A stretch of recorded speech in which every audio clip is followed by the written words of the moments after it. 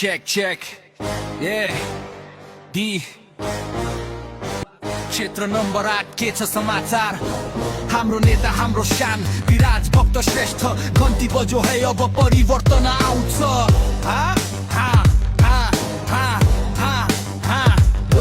काठमाडौँको मुटु यो कला र संस्कृतिको खानी बदल्नु छ अब हामीले पुरानो त्यो खराब बानी विराज भक्त दाई आए बोकेर नयाँ एजेन्डा सतीको बाटोमा हिँड्ने हल्लाउनादै राष्ट्रपाको झण्डा पाँच चोकदेखि स्वयम्भूसम्म एउटै लहर छ सभ्य समाज बनाउने उहाँको ठुलो रहर छ कुरा मात्र होइन यहाँ काम गरेर देखाएका युवा र खेलको मन्त्री बन्दा सुधारको जग बसाएका बाबाको निकास सहभागितामूलक विकास विराज भक्त श्रेष्ठ हाम्रो एउटै विश्वास क्षेत्र नम्बर 8 मा घन्टी अब बज्छ भ्रष्टाचारको जालो यहाँ जराइदेखि उखेल्छ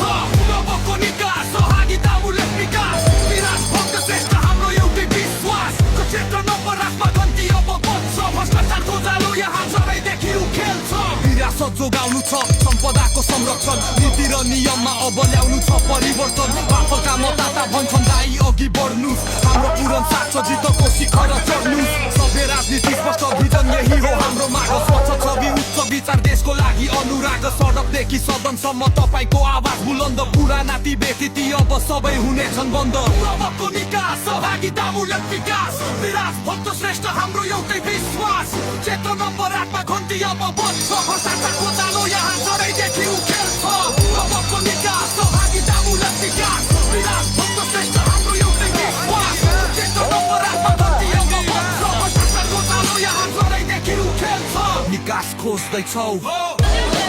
विकास रोज्दैछौ जनताको हातमा शक्ति सहभागिताको शक्ति विराज दाइको निस्वार्थ सेवा अनि देश प्रतिको भक्ति बाबाको निकास